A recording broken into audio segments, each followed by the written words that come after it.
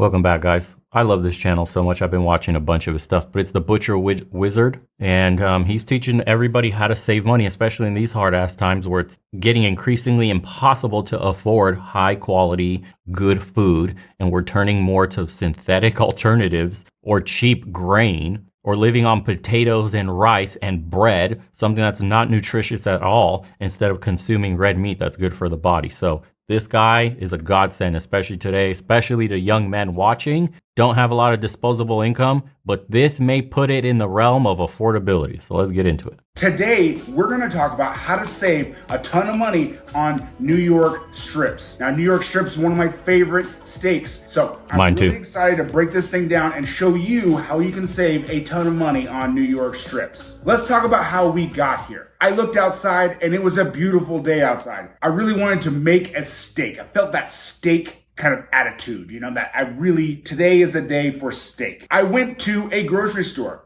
I'm perusing around. Everything's going great. I've got the steak in my mind. I can see it. I can smell it. I can hear the sizzle. But then I get to the steaks and I look at $16.99 a pound. Are you crazy? Are you kidding me? For a New York strip, prices have been getting crazy out there. And I want to take time on this channel to show you guys how to save money. There are tweaks in the system in which you can go and find cheaper cuts of meat. When I saw that $16.99 a pound, I realized there has to be a better way. There has to be a cheaper way to do this. And the best way to do that is to buy a whole primal cut right here. This is called a primal cut. It's a strip loin. This is all New York strips. And it is considerably cheaper when you do it this way. I'm gonna show you how it's done. Let's go. Stay to the end of the video because I'm gonna be answering frequently asked questions about buying a strip loin in bulk. Can I freeze it? How long will it last in the refrigerator? Why would I wanna cut it up in the first place? I wanna answer all those questions for you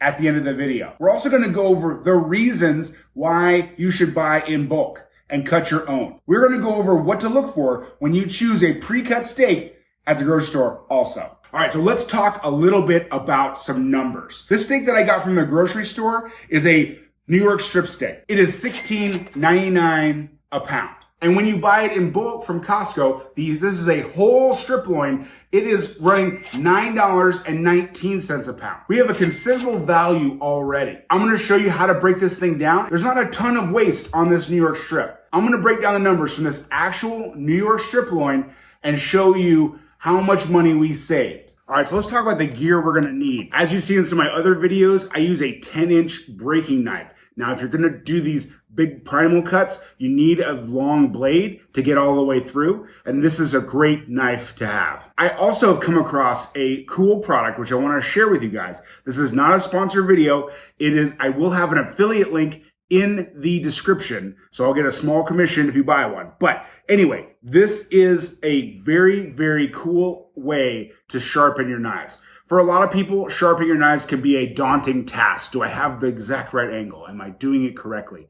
Am I ruining my knife while doing it? If I find a product that is really revolutionary, I really want to share it with you guys. This is actually a very cool system. I wish I would have thought of it. This part is a magnet that will hold your knife at the correct angle. If you have a long knife or a thick knife, you just prop this side up with a cutting board and it just rolls on the knife edge at a 20-degree angle. It has two sides, so it has a grinding side to really get it. That's interesting. You could buy an automatic one too. It's motor powered and the spindle will spin super fast and it already has a slit in at the right angle and you just put your knife in. It's like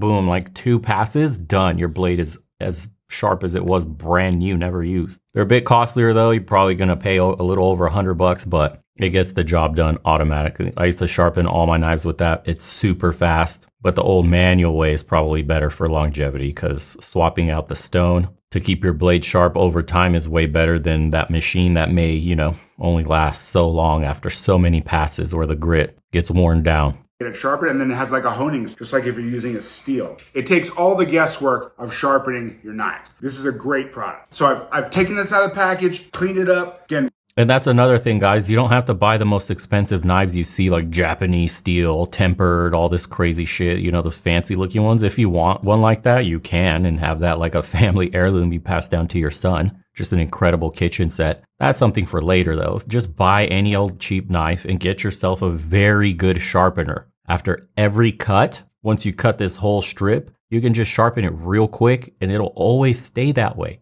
That's the key. You can save money on knives too. You don't need to be out of control with spending on some of this stuff. We're ready to get started. This is where we're gonna start cutting. You see, this is all strip steak. Now, on the other side, this is where the sirloin would be attached. If you look at this side, there is a big nodule here of top sirloin that runs a couple of inches into this side. So again, this is the one little bit of, I won't say waste because you can use the top.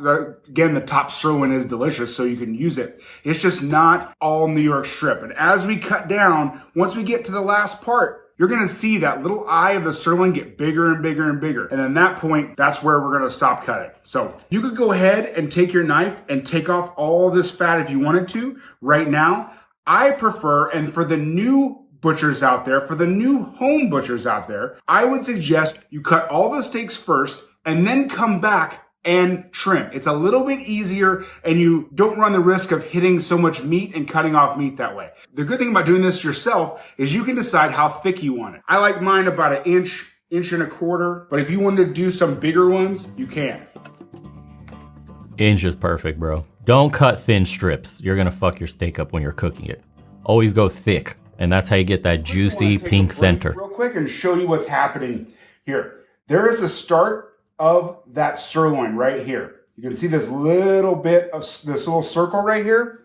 And you can see as I cut the steak, now that circle is getting bigger and bigger and bigger. For this steak, I would stop cutting this one right now. We're gonna talk about it more when I talk about how to select a New York strip in the store. It's good meat, it's just not New York strip. So right now, when you buy this from the grocery store, you're paying primo dollars right here for a top sirloin, for half New York strip and half top sirloin. What you're gonna do is just take that fat cap and just make it to your own specifications. Usually it's about a quarter of an inch or so, and you're just gonna take that fat cap down a little bit. On the bottom, there's a little bit of connective tissue, so we wanna take some of that down too, because it can be a little chewy. This is what we're looking for. Boom, there we go. Nice looking strip steak. After cutting it up, here's what we ended up with.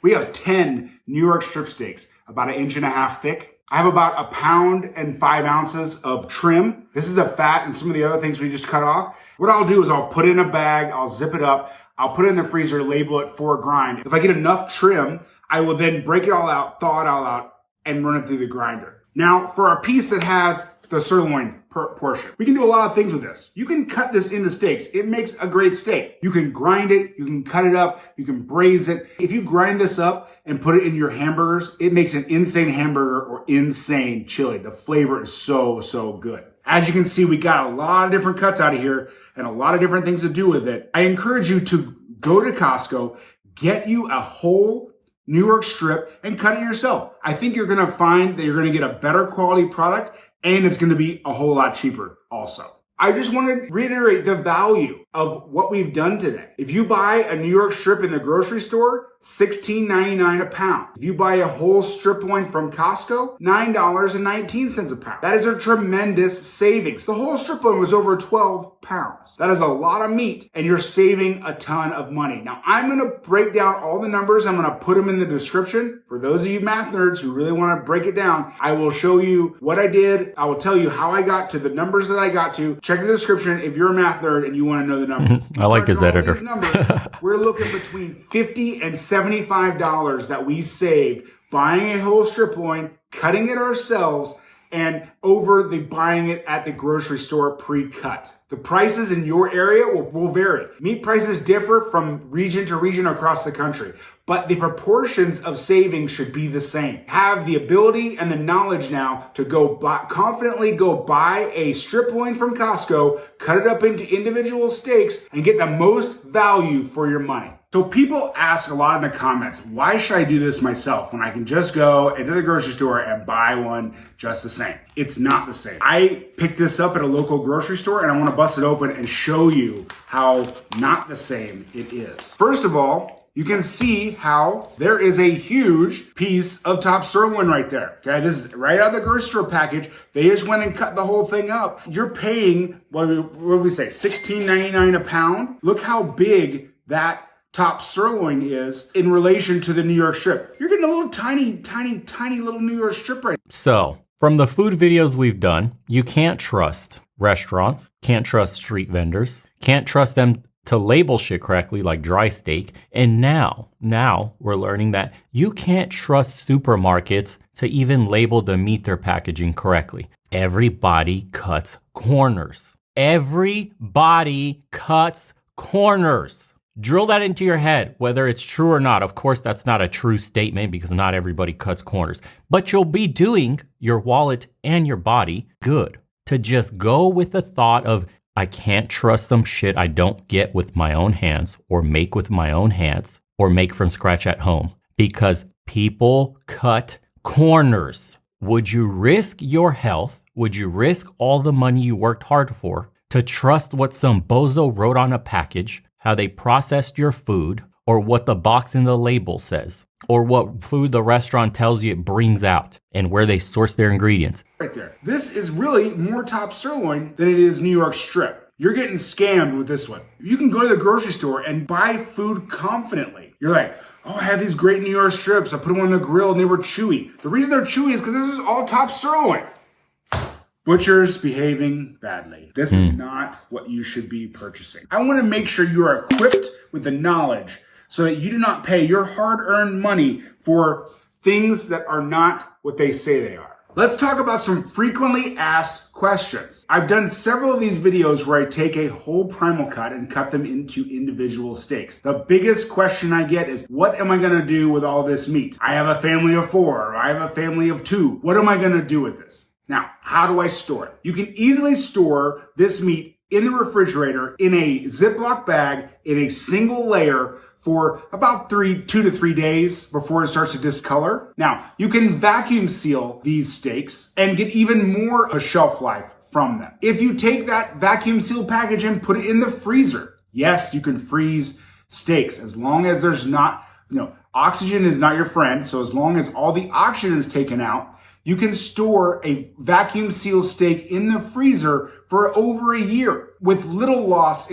And this is what hunters do when they process an animal that they've successfully killed. They take it from, nose to tail, everything. And this is what we've done in the countryside here in Romania too, when we're having holidays and butchering a whole pig. Nose to tail, it gets used. All that meat, obviously we're not eating it in a day. So you freeze dry it. In America, people buy those giant freezers that they put in the garage, those like 14 plus cubic feet freezers that you could turn into ice baths. And you just store all your meat there, and you off like one animal, you can have 6 months to a year of meat. Quality doesn't degrade when you store it properly and you freeze it how it's supposed to. This whole notion that like frozen meat is bad is because the way people put it in the fridge, freeze it, unfreeze it after they thawed, they freeze it again because maybe they didn't use it, and it like obviously going through the process over and over again. Or like he said, with oxygen, you're just putting it in a Ziploc bag and not even getting the air out, and there's a ton of air. It's like a balloon, and then you put it in there and you expect your meat to stay as crispy as when you put it in there. It's just, there's proper ways to store meat. You won't lose quality. It always benefits you to buy bulk. In quality. Another question I always get is, why am I doing all this? Why am I going through all of this effort? Not only do you save money, control is the reason that we do this. I can totally control the quality of the meat, the size of the cuts, how much fat is on it, how much fat I want to take off, I want to leave on. Everyone has a different preference. So the reason we go to all this trouble is to have control over our meat. It really is so many benefits to doing this yourself, as long as you're willing to work a little bit for it. This money savings and utilization of all these cuts of meat, it all costs time. Costs time and you save money. That's how it works. Just look at all the cuts he has, man.